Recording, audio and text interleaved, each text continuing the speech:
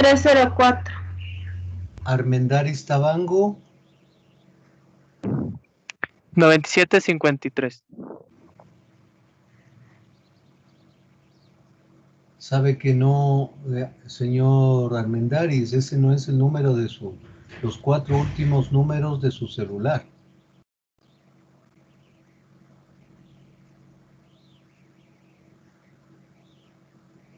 Eh, 7563, profe. Eso está correcto. Ayala Arcos. 1109.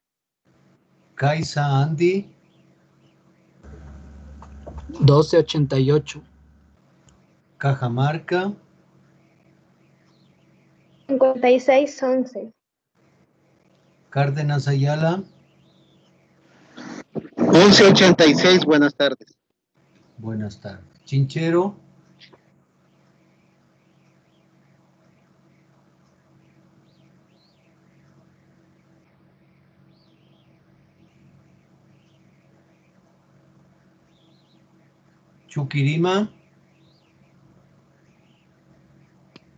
5077.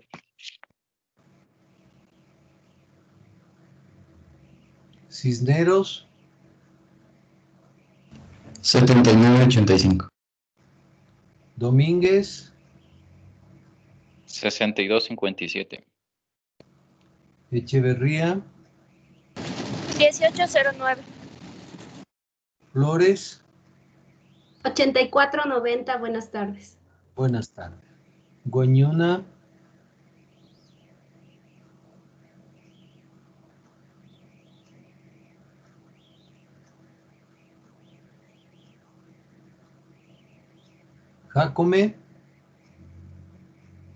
8879. Yumiquinga. 1271.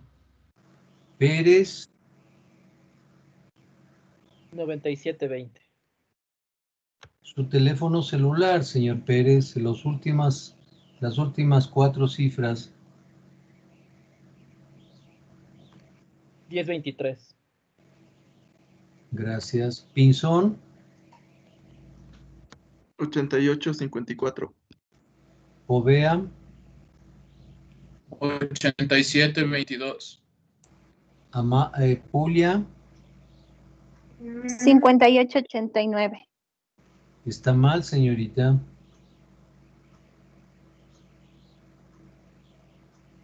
Sí, es 589.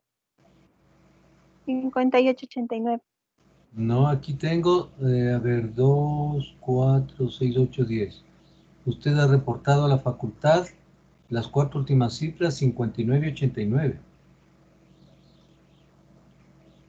Sí, perdón, profe, me equivoqué. Sí, es 0998835989. Bueno, ya le vuelvo a tomar la lista. Julio Taxi. Ya, profe. 9544. ¿Tú qué res? 7932, buenas noches. Buenas noches, buenas tardes. Creo que por la hora tardes, pero por el clima noches. Villacres. Buenas tardes, profe. 4893. Gracias. Viñamagua. 4443. Viracocha. 2625. Castillo. 2982. Herrera. Buenas tardes, economista. 6336. Buenas tardes. Lignia Díaz.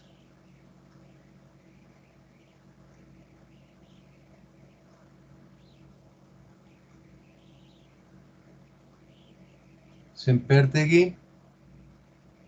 Buenas tardes, es 6267. Perfecto. Última llamada. Chinchero.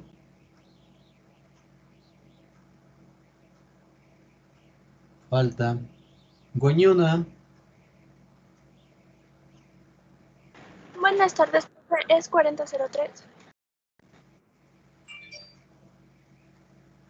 Guañona, usted ha dado otro número. Señorita Guañona o Puya. Guañona. Profe, yo soy Puya. Ya un momentito, señorita Puya. Señorita Guañona, ¿no está presente? Bien. Falta. Señorita Puya, por favor. 5989.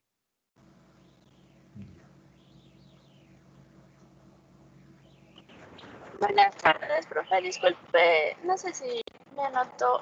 Soy Jennifer Chinchero. A ver, Jennifer, deme el número de su cédula.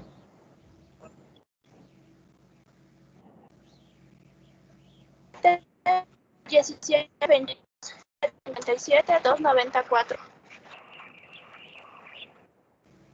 Tiene problemas con su micrófono.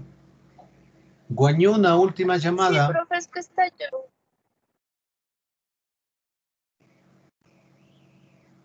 Guañona, si no está.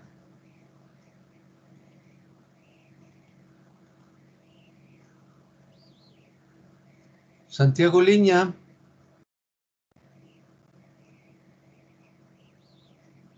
Tampoco. Economista, buenas tardes. ¿Qué le pasó, Santiago? Tenía un problema, no podía ingresar a la reunión. A ver, obviamente yo conozco su voz, pero dígame su número de cédula. Ya, 1724-97-3944. Ya, correcto.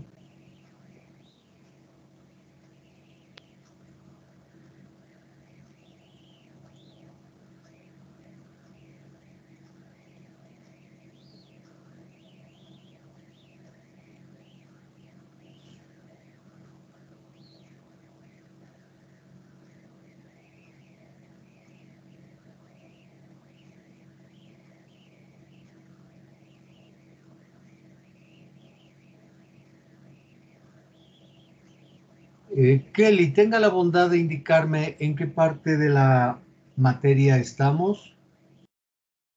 Ya, profe, buenas tardes. Nos quedamos en el gobierno de Yamil Mawad y dijo que le haga acuerdo que vamos a ver hoy de la crisis bancaria, porque ya vimos un poco del gobierno de Yamil Mawad. Ya, solamente el inicio, ¿no? ¿Perdón?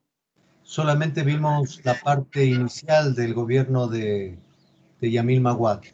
Sí. Perfecto.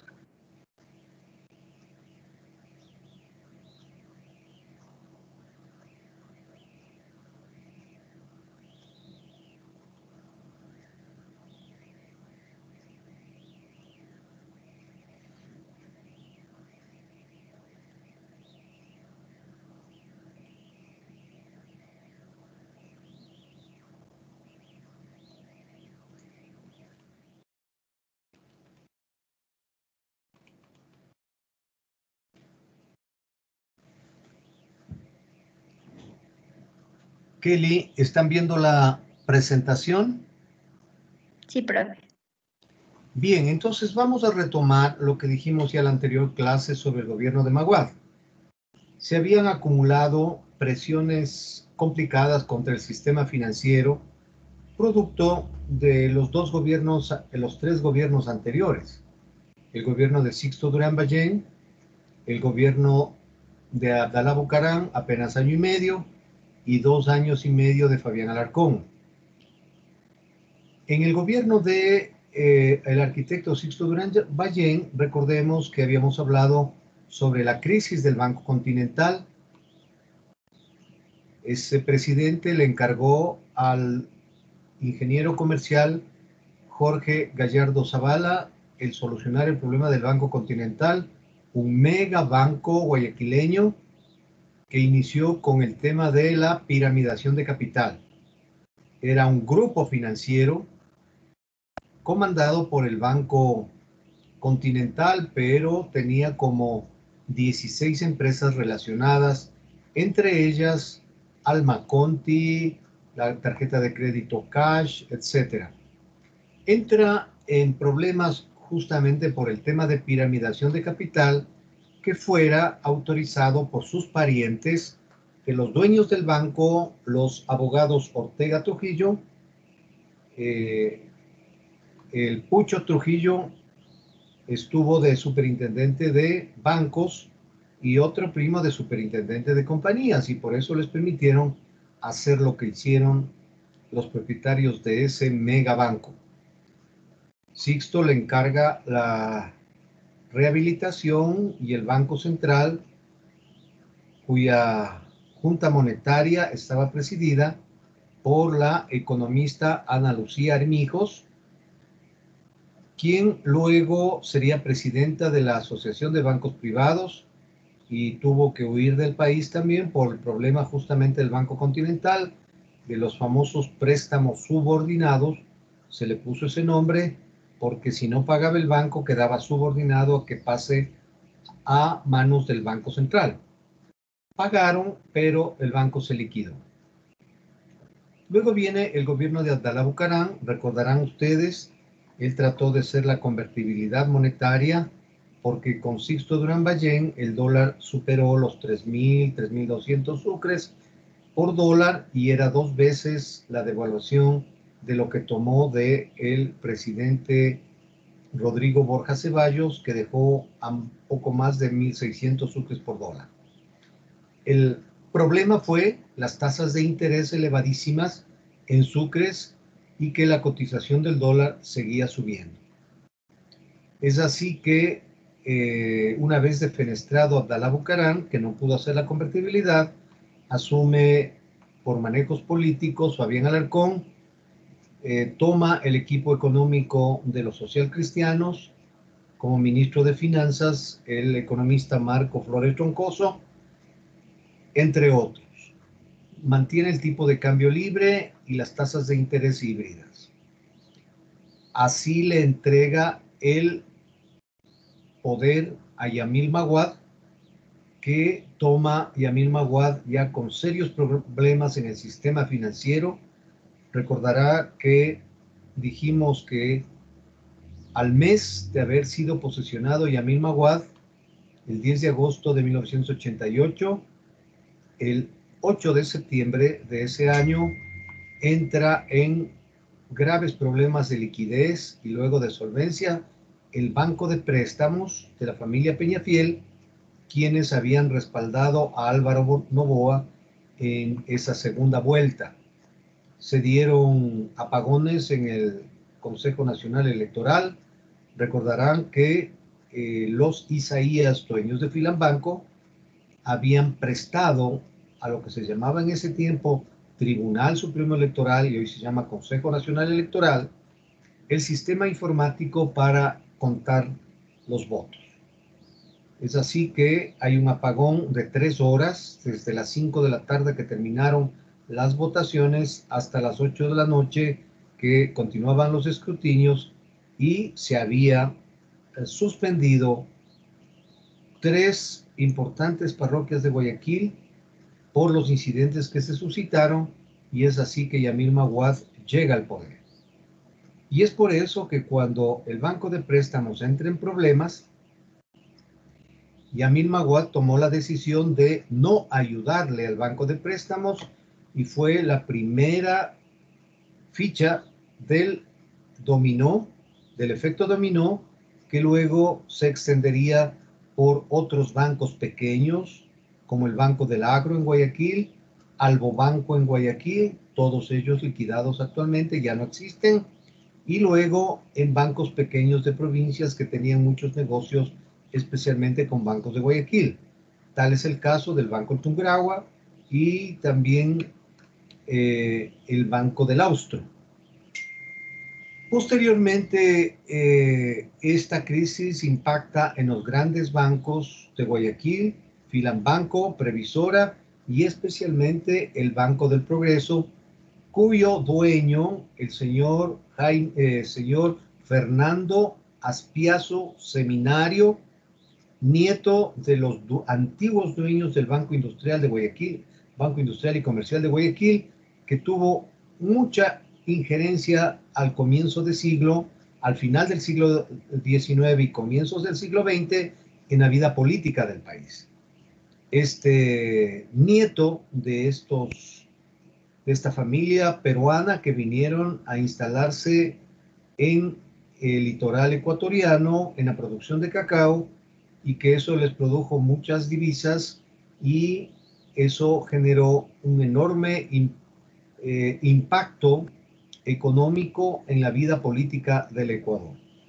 Él, Fernando Espiazu Seminario, que fuera también ministro de Finanzas en el gobierno del ingeniero Febres Cordero, contribuyó con 3,5 millones a la campaña de Maguad, y eso le permitió que prácticamente Espiazu nombre superintendente en ese congreso que estaba manejado por lo que en ese momento se llamó la aplanadora, compuesto por el Partido Social Cristiano, por la Democracia Popular a nivel internacional, Democracia Cristiana, el Partido de Maguad, presidido por el señor Rivera, y el partido de Abdalá Bucaram, que todavía era muy poderoso en el Guayas.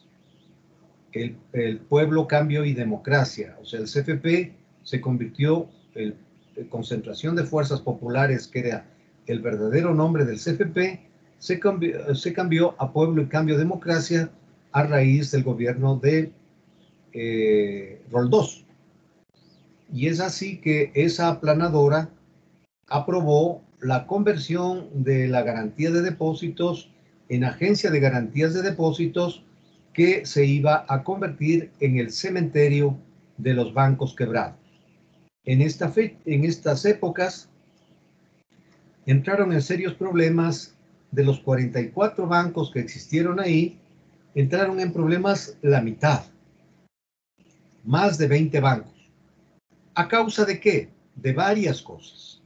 Primeramente, la ley aprobada por Sixto, la Ley Orgánica de Instituciones del Sistema Financiero, que reemplazó a la antigua ley de bancos de la Comisión Kemmerer y reemplazó a la ley de sociedades financieras aprobada en el gobierno militar de los años 70. Esa es la primera razón. La segunda razón, hubo un fenómeno del Niño, más o menos como el que estamos viviendo hoy, de intensísimas lluvias que destruyó toda la infraestructura agrícola de la costa, bananeras, camaroneras fueron a pique, y esas personas que debían a los bancos de la costa especialmente no pudieron pagar, y comenzó una enorme cartera vencida que le produjo iliquidez. Esa iliquidez se agudizó cuando el Partido Social Cristiano en el Congreso, comandado por Jaime Nebot Saadi, propuso la ley del 1% a las transacciones mercantiles, y por lo tanto la gente retiró el dinero de los bancos, y eso hizo que la crisis se agudice. Y eso es lo que contaminó al banco de préstamos, a los bancos que ya había dicho, y la crisis generalizada para el año 1999, y es por eso que en el 2000 la economía ecuatoriana estaba dolarizada. El tipo de cambio, que con Abdalá Bucaram estaba un poco más de 3,000 sucres, con Fabián Alarcón se mantuvo hasta 3,600 sucres por dólar. Pero una vez que Maguad ingresa a la presidencia, comienza una enorme devaluación, producto de que los que le prestaron a Maguad el sistema informático de Filambanco, y que sabían que efectivamente Maguad no ganó las elecciones que ganó Álvaro Noboa, prácticamente le tenían secuestrado, y el Banco Central, que tampoco era autónomo, por más de que la ley decía que era autónomo, le seguía prestando a Filambanco, a la Previsora, al Banco del Pacífico, etcétera, enorme cantidad de dinero en sucres, llamados préstamos de estabilización monetaria, y como no había demanda de crédito, los banqueros lo que hacían es comprar dólares, esperar que pase el tiempo, que sube el dólar, tener enormes utilidades y volverle a pagar al Banco Central. Entonces, esta fue otra de las razones fundamentales de la quiebra del sistema financiero en aquella época. Es así que el descontento social por la nutrida devaluación monetaria desestabilizó el gobierno de Maguad y hubo el asalto al Congreso Nacional, cuyo presidente era en ese entonces también un miembro de la Democracia Popular en el Guayas, el señor Juan José Pons, socio de Fernando Aspiazu Seminario en varias de las empresas quebradas que no pagaron al Banco del Progreso. Se forma en el Congreso un triunvirato integrado por un abogado guayaquileño de apellido Constantine, el señor coronel Lucio Gutiérrez y un señor Vargas de la CONAI. Los militares deciden no respaldar a ese triunvirato y deciden que el poder pase al doctor Gustavo Noboa Bejarano, miembro también de la Democracia Popular, Democracia Cristiana a nivel internacional, y él tiene que implementar la dolarización y especialmente tiene que afrontar el no pago de los bonos conocidos hasta ese momento como bonos Baker, bonos Brady, y el Ecuador entró en cesación de pagos. Los papeles en el mercado internacional apenas valían un poco más del 25%, es decir, casi un 75% de descuento. Eran realmente papeles basura y fueron canjeados por los bonos Global 8, 10, 12 y 20. Por estrategia quitaron los nombres de los tesoreros de los ministros del Tesoro de los Estados Unidos y convirtieron en bonos Global. Tuvo el Ecuador que firmar condiciones extremadamente graves para la economía, como son tasas de interés altísimas y condiciones como que no podían comprar esos papeles a precio de mercado, sino a precio nominal. Estos bonos que se originaron aquí fueron por Rafael Correa, bautizados con el nombre de deuda ilegal. En ese tiempo llegaron a superar los 4.800, casi 5.000 millones de dólares, y que luego en el gobierno de Correa estuvieron a un poco más de 3.000 millones de dólares, bonos soberanos de deuda externa. El doctor Gustavo Noboa también tuvo que afrontar el tema del Banco del Pacífico, que también quebró en la crisis bancaria. Y es así que vuelve a encargar a Jorge Gallardo Zavala la capitalización y reestructuración de ese megabanco guayaquileño, que también tenía un grupo financiero integrado por Almagro, Almacenera del Agro, el Banco del Pacífico, la tarjeta de crédito y otros negocios importantes en materia de aseguramiento. Y es por eso que Jorge Gallardo, con la anuencia de Gustavo Noboa, emitieron 80 millones de bonos adicionales para la recapitalización de ese banco que era privado. Y por lo tanto eso era peculado. Y es así que Febres Cordero, por este tema, ya que Gustavo Noboa no quiso atenerse a las directrices de los socialcristianos para manejar el país. Y desde el Congreso, el ingeniero Febres Cordero les persiguió y tuvieron que huir del país, el uno, Jorge Gallardo, a los Estados Unidos y Gustavo Noboa asilarse en la Embajada de Nicaragua y luego salir del país por este tema del Banco del Pacífico. Una vez concluido el gobierno de Gustavo Noboa, quedaron para la segunda vuelta el ingeniero Lucio Gutiérrez y Rodrigo Borja. Lucio Gutiérrez ganó la segunda vuelta y se instaló en la presidencia de la República.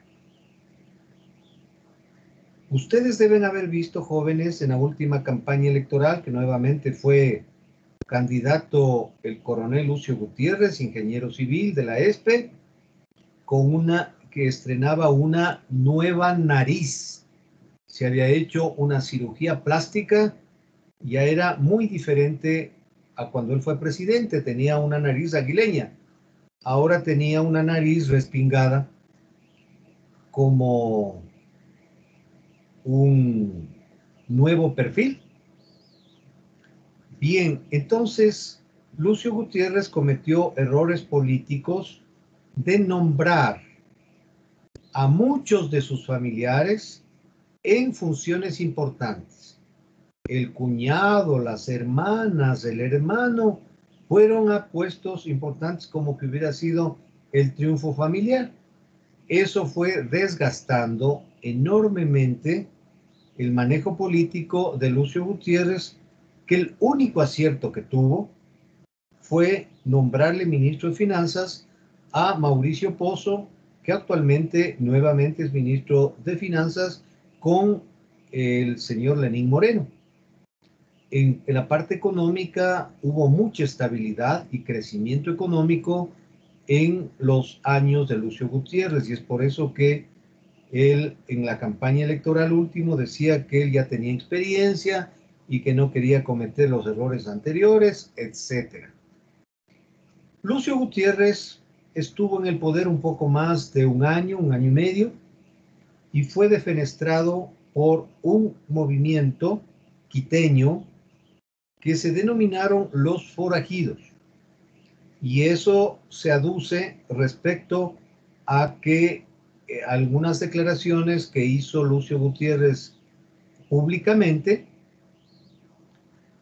hizo que indicara que habían atacado su residencia, su casa, que quedaba frente a la radiovisión en el sector de Bellavista,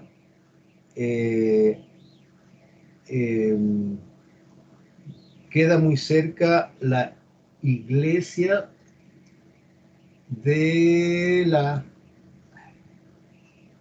que queda al comienzo de la calle Portugal. Me parece que es de la Asunción, alguna cosa así. Ahí quedaba la casa de Lucio Gutiérrez, y la gente fue a tirar piedras a la casa de Lucio Gutiérrez. Y él hizo declaraciones que habían atacado unos forajidos. Y es así que Quito se tornaron todos en denominarse forajidos, y algún momento el Congreso tuvo que sustituirle. Y es así que, siendo presidenta del Parlamento, del Congreso en ese momento, la abogada guayaquileña, actualmente alcaldesa de Quito, Cynthia Viteri, le instaló en la presidencia al médico guayaquileño. Él tiene la especialidad de cardiólogo. Le instaló como presidente de la República, no en el Congreso, no en el edificio del Congreso, sino en el edificio de Ciespal, que queda en la calle Almagro, y comenzó la administración del doctor Alfredo Palacio. Él mantuvo la dolarización. En cuanto al manejo económico, prácticamente por pedido de amigos personales de Rafael Correa, tal es el caso del señor Patiño, que le pidiera al doctor Rubén Barberán, médico pediatra guayaquileño, muy amigo de Alfredo Palacio y también socio en la clínica que tiene el doctor Palacio en Guayaquil. el doctor Barberán es el que le llevó el currículum al presidente Palacio para que le nombre y le nombró ministro de Finanzas a el economista Rafael Correa Delgado. Estuvo 4 meses en el ministerio, hizo plataforma política, peleándose con los del Fondo Monetario, del Banco Mundial, y eso fue suficiente como para que se dé a conocer. Alguien que también tuvo mucho que ver en esto es Radio Democracia, que le dio mucho espacio a Correa para que le escuchen, y tenía un excelente poder de convencimiento. Y es así que una persona joven, economista, se pensaba que podía ser una muy buena administración. Y al comienzo fue en ese sentido, pero después muchos de sus amigos que les llevaron al poder, como por ejemplo el economista Alberto Acosta, que fue presidente de la Asamblea de Montecristi, y los jóvenes de la Universidad Católica, María Paula Romo, Sebastián Roldán, un señor Wright, que ahora está de gobernador en Galápagos, que eran de la ruptura de los 25, ya les hablaré por qué ese nombre, de la Universidad Católica, se dieron cuenta de los objetivos de Rafael Correa y se desembarcaron de ese gobierno conjuntamente con el señor Gustavo Larrea, que acaba de ser candidato a la presidencia de la República, quien fue nombrado ministro del Interior, lo que antes era el Ministerio de Gobierno, por parte de Rafael Correa. Y él puso a un señor de apellido Chauvin, que había mucha certeza de que este señor Chauvin perteneció a las Fuerzas Armadas Revolucionarias de Colombia, a las FARC. Hubieron evidencias de que hubo financiamiento después del tema de Angostura, cuando el ejército colombiano ataca al campamento de los guerrilleros que estaba en territorio ecuatoriano, contaba con el apoyo del gobierno de Correa y acribillan y destruyen a ese guerrillero. Eso ocasionó un serio problema con Uribe, el presidente colombiano, y adicionalmente Rafael Correa, supuestamente un gobierno de izquierda, poniendo el pretexto de que era un atentado contra la soberanía, quitó la base de Manta, que servía muchísimo para el comercio de la cocaína propuesta por los narcotraficantes y a veces con la seguridad de las FARC. Entonces, vamos a ver, jóvenes, cómo se desenvuelve el gobierno de Rafael Correa. Y Kelly, en esta presentación me quedo en la lámina número 9, que seguirá posteriormente esta de la historia monetaria del Ecuador, desde la 10, porque tenemos que ver una presentación eminentemente del gobierno de Correa. ¿Alguna pregunta hasta aquí? Profe, buenas tardes. ¿Quién es? Caterina Guañona, profe. Disculpe, lo que pasa es que me conecté tarde, tenía problemas de internet y no me hice invitar en lista, profe. Hágame acuerdo al final. Ya, gracias.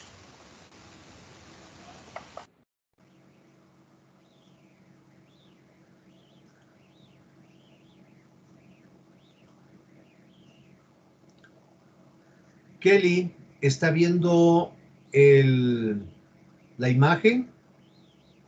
Sí, sí, profe. Perfecto.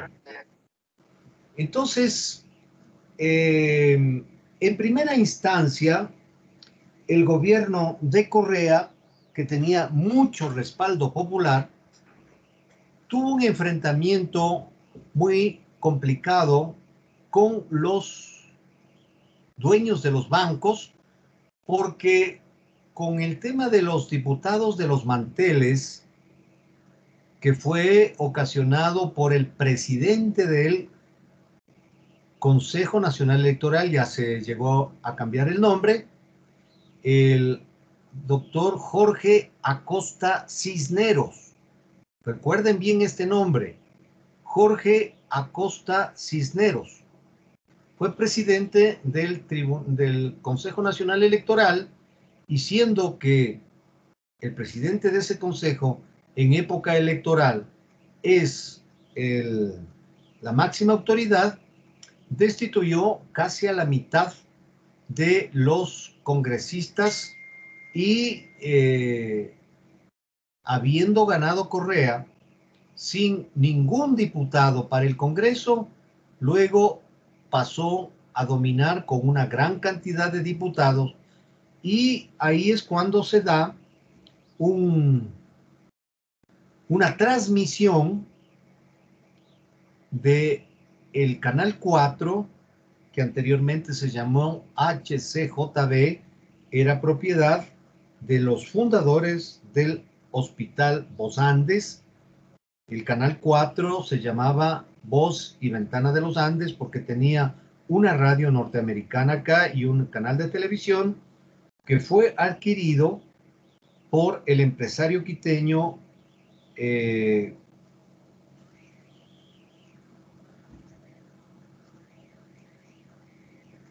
el señor que construyó la carretera entre Quito y Santo Domingo, se me va este rato el nombre, enseguida viene y les diré.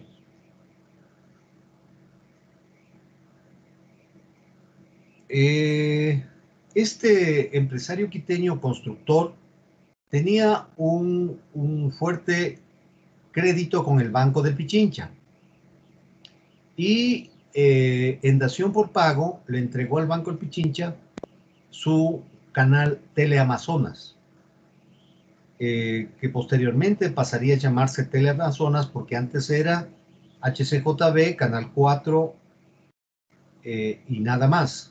Granda Centeno, don Antonio Granda Centeno.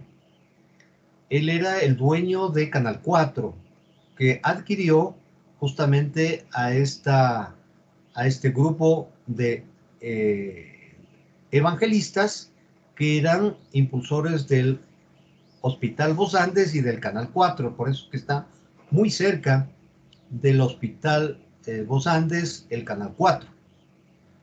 Don Antonio Granda Centeno entregó al Banco El Pichincha, y es por eso que el Banco El Pichincha, que sus antiguos dueños estuvieron a punto de perder el banco porque los Isaías de Filambanco de Guayaquil trataban de tener la mayoría, iban comprando acciones del Banco del Pichincha porque no le podían destronar como el principal banco de la sierra.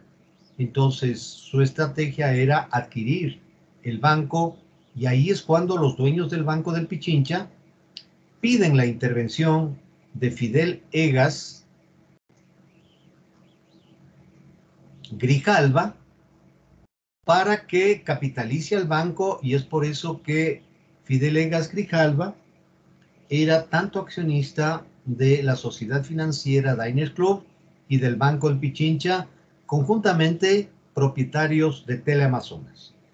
En este canal se pasan 12 minutos sobre los llamados pativideos, que era un acuerdo sobre la deuda externa ecuatoriana, que fue la forma como Correa pagó a sus amigos venezolanos el financiamiento de su primera campaña política.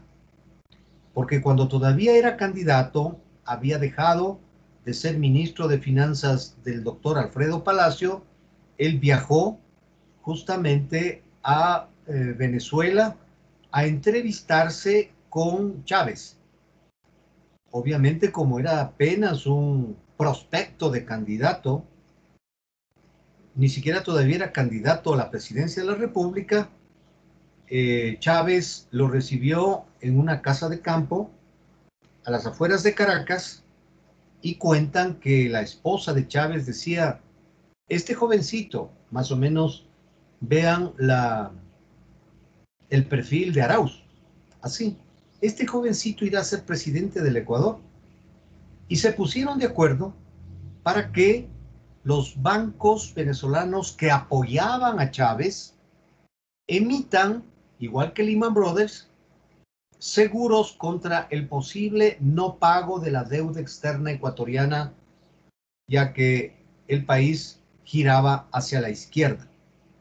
A una izquierda mentirosa, porque si bien decían que van a luchar por los más pobres, nunca dejarán a los pobres porque necesitan de los pobres para ser reelegidos permanentemente.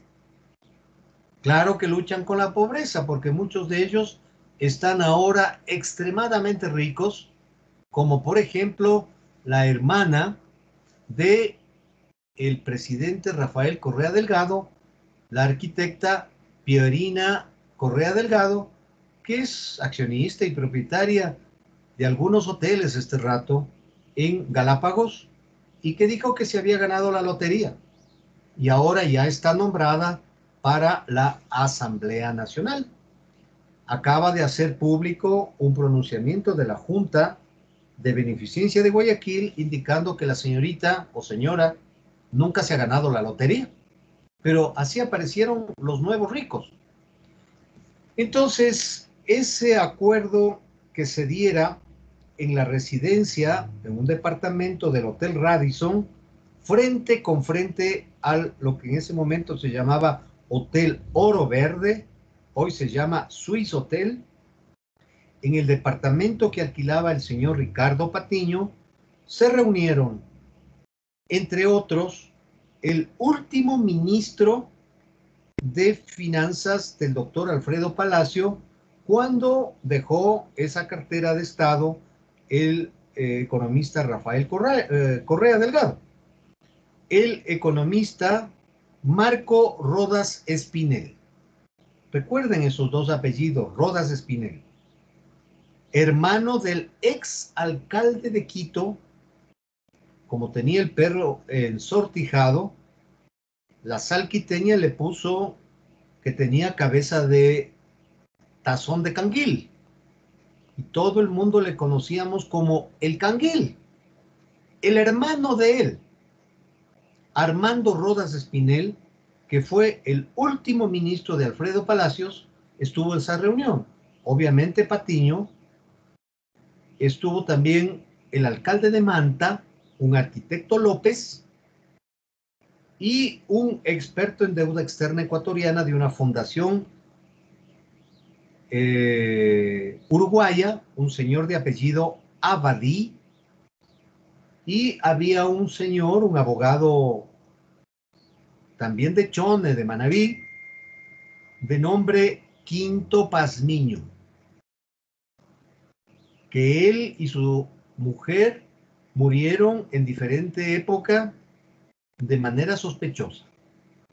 Mientras se daba la reunión y el señor doctor Quinto Pazmiño le servía a sus amigos unos whiskycitos y una tacita de canguil, él les estaba filmando y eso se llamó los Pati Videos.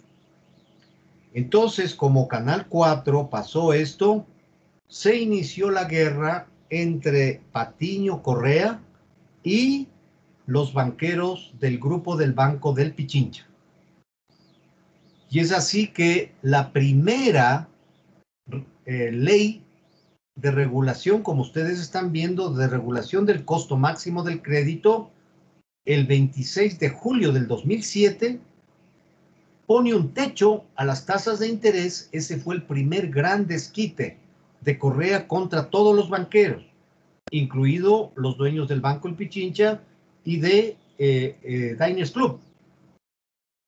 pone coto a los precios abusivos de las tarifas de servicios bancarios que eran acordados libremente entre las partes, y las tarifas máximas serán calculados de promedio de cada servicio más 2 desviaciones estándar. Aquí nos preguntamos, ¿y por qué no 3? ¿Y por qué no 2 desviaciones estándar del promedio de todos los bancos?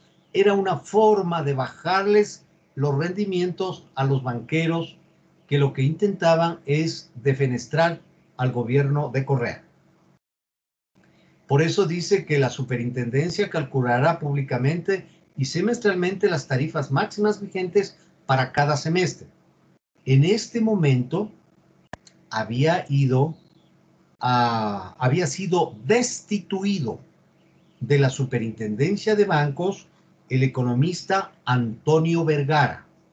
No economista, aparte que es economista de la Central, él es doctor en economía, y una madrugada Correa fue a la Junta Bancaria, donde estaba como miembro la señorita ex compañera de universidad de Correa, la señorita Soad Mansur, que luego fuera nombrada superintendenta de compañías, valores y seguros, de compañías en ese momento.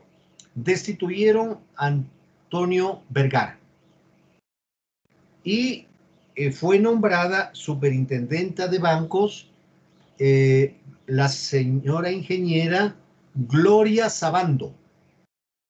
Ella había salido del AGD, de la Agencia de Garantía de Depósitos, con algunos problemas de tipo jurídico, y fue nombrada superintendenta especialmente para solucionar algunos problemas sobre este tema del cierre de la banca. Entonces se dice que la superintendencia publicará en esta ley las tarifas máximas vigentes para cada semestre. Se prohibió el cobro simulado de tarifas en las tasas de interés mediante comisiones. Se eliminaron las comisiones. Y se prohíbe cobrar tarifas de servicios no prestados o no solicitados por el cliente. Las cooperativas a veces cobraban seguros, atención dental, lo que fuera. Era simplemente para aumentar su rentabilidad. Y se prohibió cobrar cualquier comisión en operaciones de crédito. Esta primera acción, que iba justo contra sus enemigos políticos, los dueños de Teleamazonas, los dueños de Banco del Pichincha y Diners Club, era la primera clarinada de la guerra entre Correa y los banqueros. Veamos ahora lo que aparece luego de este asunto. Para los que fueron mis alumnos el semestre pasado en modelos de simulación financiera, ahí es cuando se inicia la segmentación del crédito, porque antes era una sola bola, el crédito vigente, el crédito vencido y nada más. Entonces ahí se comienza a segmentar en 8 subsegmentos del crédito. Kelly, tenga la bondad de ayudarme a leer. Ya. De segmentación del crédito. Regulación Banco Central número 148/2007. Las tasas de interés activas segmentadas en 8 subsegmentos de crédito. Esto fue publicado el 23 de agosto del 2007. Las fechas son importantes leerlas, Kelly. Siguiente, por favor. Ya, profe. Regulación Banco Central del Ecuador número 153/2007, el 28 de diciembre del 2007. La tasa de interés máxima activa será el promedio ponderado por monto de cada segmento multiplicada por un factor a ser determinado por el directorio del Banco Central del Ecuador. Tasas con validez mensual. Luego es emitida la primera reforma tributaria. Y esta reforma tributaria, que fue impulsada por el economista Fausto Ortiz. No sé si es que alguien vio ayer en Canal 8, en Ecuavisa, un debate donde estuvo el señor de la Torre, primer ministro de Moreno y antiguo ministro de Correa, y al otro lado estuvo Vicente Albornoz y el economista Fausto Ortiz. Estando Fausto Ortiz como ministro de Finanzas, uno de los mejores ministros que tuvo el Correato, se emite esta ley tributaria para cobrar más impuestos a los ecuatorianos. Lea, por favor. Equidad tributaria. Ley reformatoria para la equidad tributaria en el Ecuador. 29 de diciembre del 2007, registro oficial 242-3S. Impuesto a la renta. Quiere decir el tercer suplemento, ¿no? Esto quiere decir registro oficial 242-3S, significa en el tercer suplemento de esa fecha fue emitida esta ley de equidad tributaria. Siga, por favor. Impuesto a la renta. Se incorpora la obligatoriedad de retener en la fuente un rubro equivalente al 25% del valor de los intereses que se pagan al exterior por créditos. ¿Qué sucedió? Que los banqueros, viendo el gobierno de Correa, sacaron muchísimo dinero del Ecuador. Y por lo tanto, con su propio dinero que quedaba en garantía en los bancos del exterior, conseguían créditos, eran registrados en el Banco Central y el pago de los intereses se remitían posteriormente a los depósitos que ellos tenían en el exterior y obviamente ellos aquí cobraban intereses con ese dinero dando crédito. Entonces, en el impuesto a la renta se decide la obligatoriedad de retener el rubro equivalente al 1/4, al 25% de los intereses que se pagan en el interior por los créditos que eran dinero de los banqueros depositados en el exterior. Siga, por favor. Ya. ISD.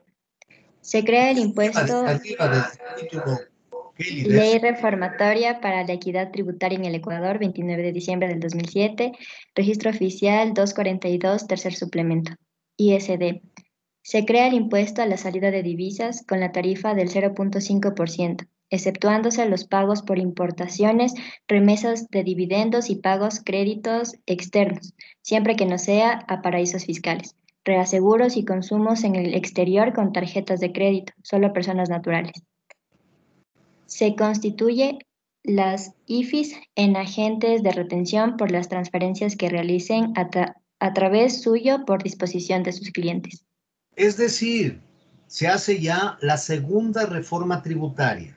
La primera fue hecha al comienzo y luego ya en diciembre una ley reformatoria. Y ahí es donde, por el continuo salida de dinero por parte de inversionistas en el Ecuador, por el peligro del gobierno de Correa, se crea para poder retener y no siga saliendo los dólares del país, se crea haciendo un experimento pequeñito del 0.5% supuestamente para tener registro de las personas que están enviando el dinero al exterior. Se crea el impuesto a la salida de divisas.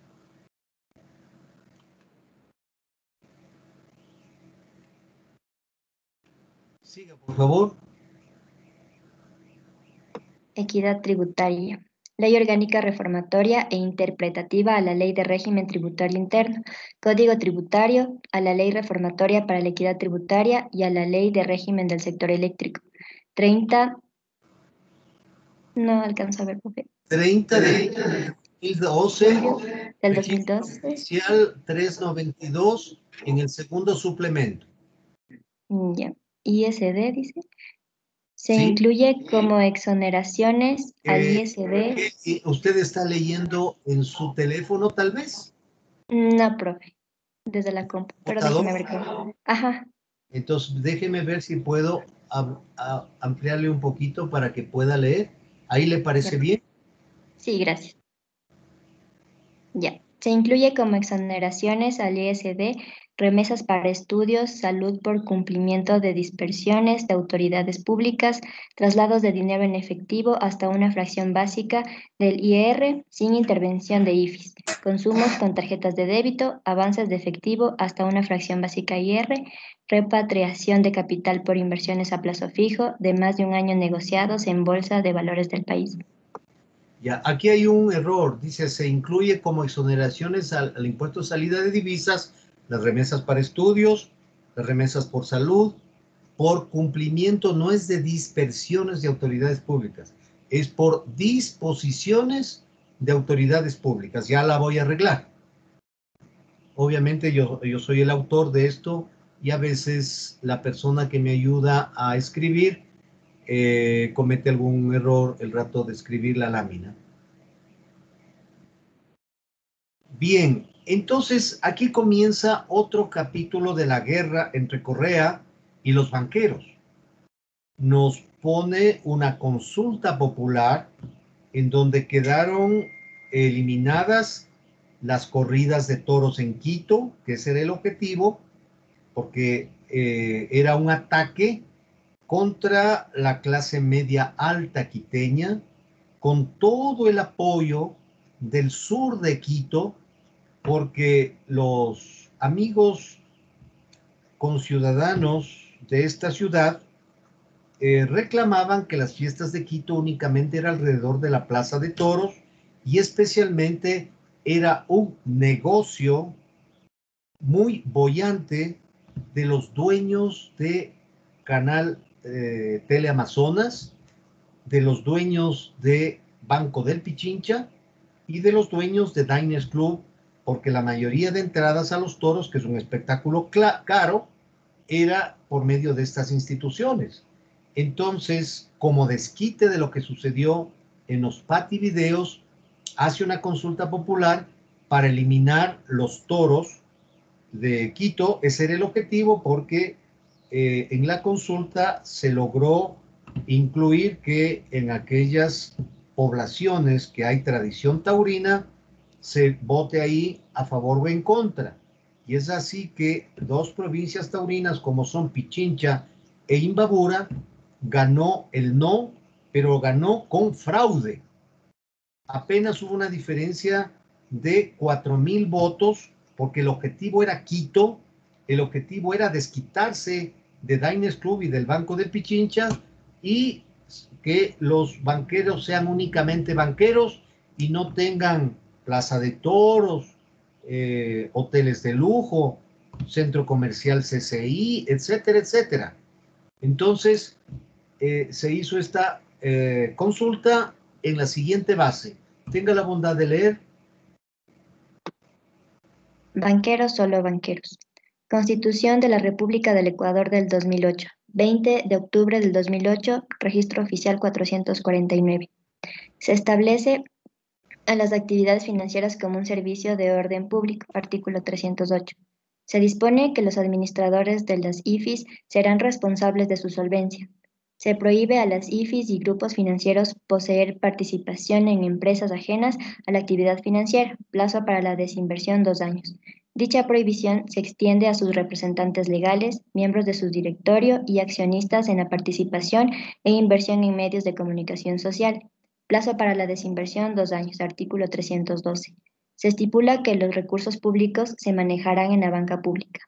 Como ustedes ven, era el desquite de Correa por el tema de los pativideos. Esto era dirigido especialmente a ese grupo financiero del Banco del Pichincha y Diners Club. Bien, luego se expide una ley, ya que la crisis bancaria del 2001 había dejado al sistema financiero sin prestamista de última instancia. Entonces, como el Banco Central no podía prestar a los bancos comerciales, a las cooperativas o a los mutualistas que tuvieran problemas de liquidez y no podía prestar al gobierno, se crea la Ley de Seguridad Financiera, conocido como Fondo de Liquidez, en principio para que sea un fideicomiso, no jurídicamente el Banco Central, sino un fideicomiso de inversión y garantía el que maneje este seguro de liquidez en caso de que alguna entidad financiera tenga algún problema. Léanos, por favor. Seguridad financiera. Ley de creación, Red de Seguridad Financiera, Corporación del Seguro de Depósitos y Fondo de Liquidez y Expedición del MUD. La creación del Fideicomiso Mercantil de Inversión y Garantía, manejado por la Corporación de Garantía de Depósitos COSEDE, que otorga la garantía de los depósitos en $32,000 a cada depositante de las entidades financieras privadas y a las del uno de las entidades cooperativas de ahorro y crédito, a las de los otros segmentos en alrededor de $12,000, a unas y a otras $100,000. Según la disposición transitoria constante en el Código Monetario y Financiero, es decir, la garantía de depósito, cubre a la mayoría de los depositantes de entidades de la economía popular y solidaria, y desde el año 2015 cubrirá a los clientes de las aseguradoras privadas con la creación de un fondo propio. Recuerde que el Código Orgánico Monetario y Financiero, que ahora pretende ser reformado por Moreno, se emitió el 14 de septiembre del 2014.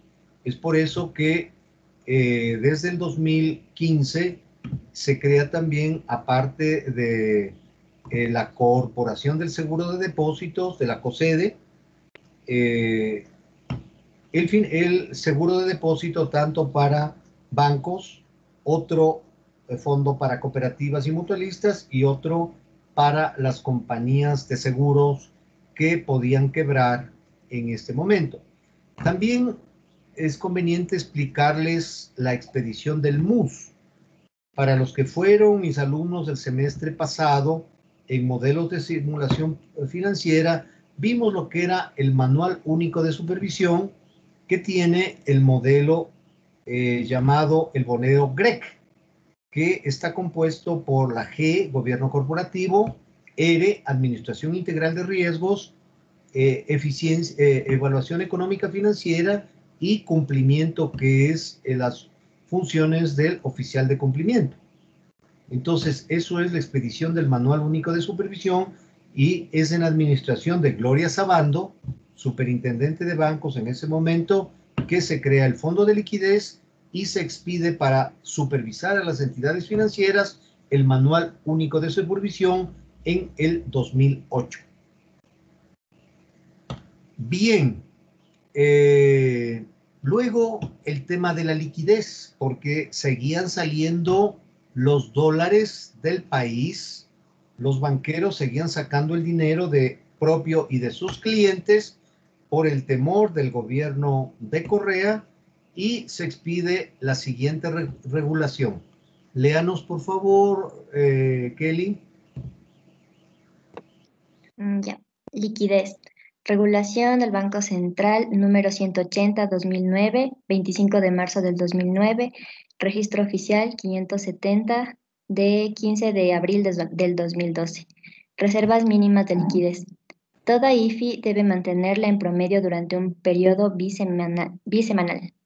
El Banco Central del Ecuador determina los activos y porcentajes en los que se debe constituir. Reservas locales.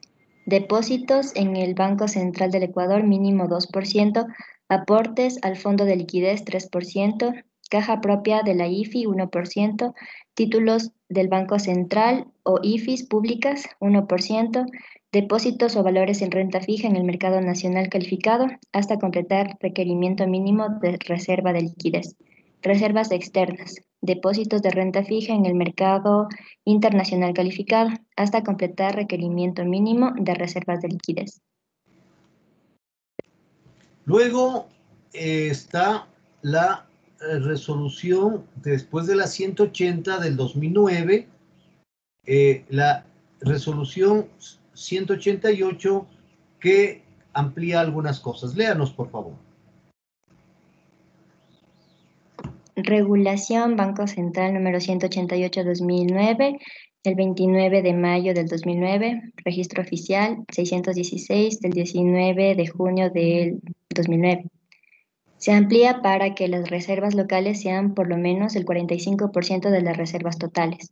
La proporción mínima de reservas locales sobre las totales se denomina coeficiente de liquidez doméstica. Se incrementa el impuesto a la salida de divisas. Como le funcionó este tema para tratar de retener la salida de dólares de la economía ecuatoriana, aumentan el impuesto a la salida de divisas. Léanos, por favor. Impuesto a salida de divisas. Ley reformatoria a la Ley de Régimen Tributario Interno y a la Ley reformatoria para la Equidad Tributaria del Ecuador, 30 de diciembre del 2008, registro oficial 497, primer suplemento, ISD. Incrementa la tarifa del impuesto de 0.5% al 1%. Se eliminan todas las exenciones, manteniéndose solo la fracción básica del IR que el viajero lleve en efectivo. Impuesto a la renta. Ajá, ya. Solo la fracción básica del impuesto a la renta. Ya. Se considera salida de divisas los pagos por importaciones realizadas desde el exterior. Impuesto a los activos en el exterior. Se crea el impuesto a los activos en el exterior. Impuesto mensual sobre los fondos disponibles e inversiones que mantengan en el exterior las entidades privadas reguladas por la superintendencia y la Intendencia de Mercado de Valores. Tarifa del impuesto es el 0.084% sobre la base imponible.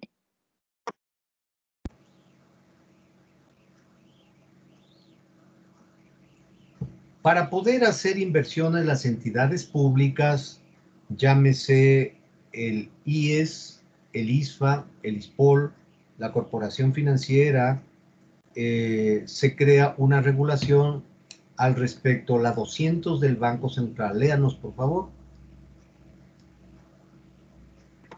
Inversión en entidades públicas, regulación Banco Central número 200, 24 de septiembre del 2009.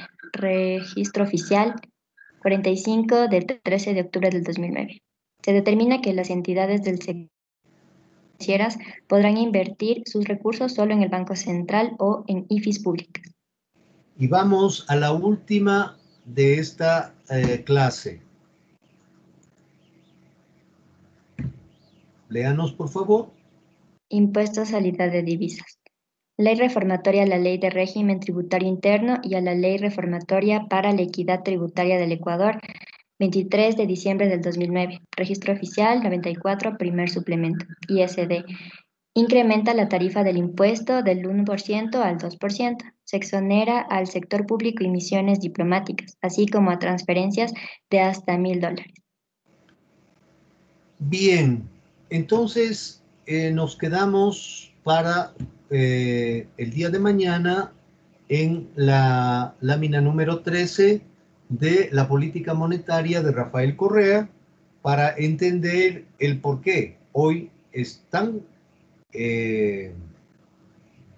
importante el trabajo que ustedes están haciendo sobre la reforma al Código Orgánico Monetario y Financiero, que como ustedes saben, conjuntamente con la Ley del Mercado de Valores y con la Ley de Seguros, engloba toda la reglamentación para los mercados de dinero y capitales, que es la materia que ustedes están estudiando y tienen que prepararse para su vida profesional. ¿Alguna pregunta hasta aquí?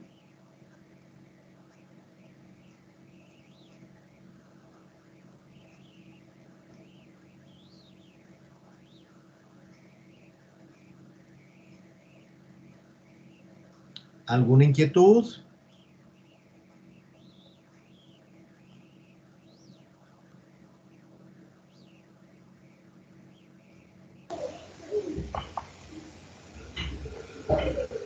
Caterine Guañuna, usted me decía que tiene problema con la asistencia.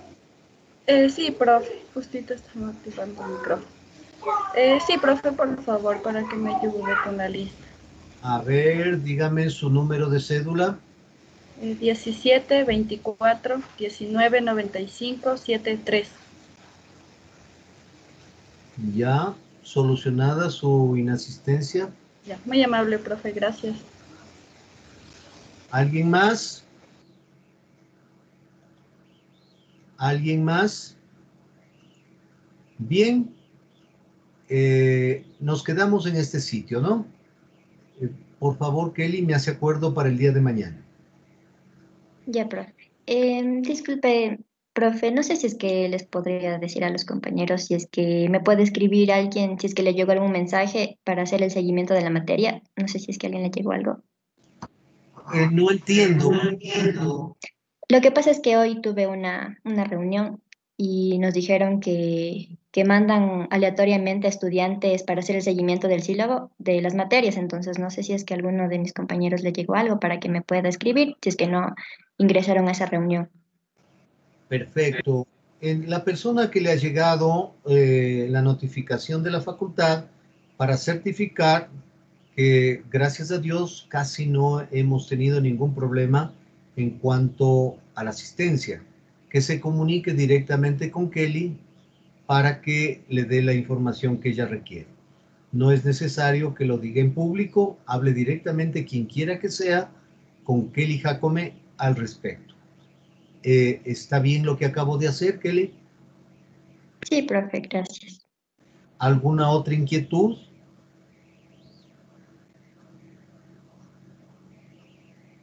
¿Alguna pregunta? ¿Cómo les va con el tema del trabajo de las reformas al Código Monetario y Financiero? ¿Han tenido alguna dificultad? Hay que incorporar también el tema de las disposiciones generales del código, ¿no? Las reformas a los artículos del código y ustedes tienen que entregarme. ¿Para cuándo quedamos, Kelly, el tema? ¿Para cuándo me tienen que entregar? Dijo para mañana.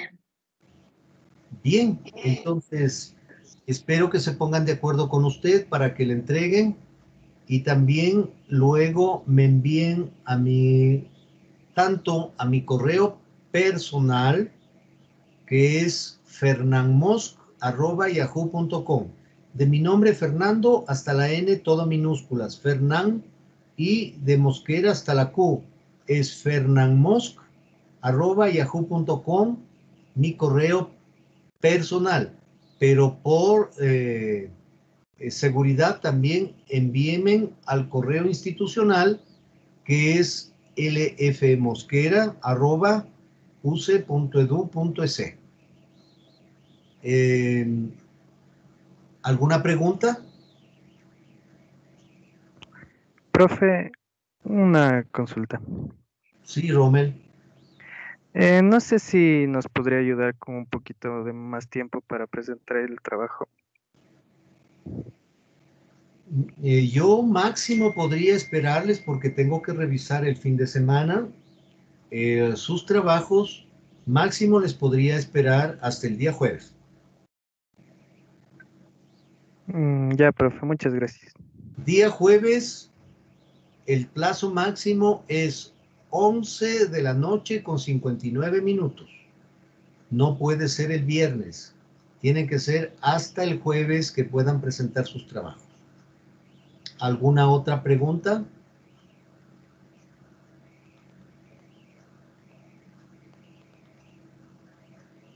Bien, hasta mañana, que pasen bien. Gracias, profe, hasta mañana. Hasta mañana. Hasta mañana, pasen bien.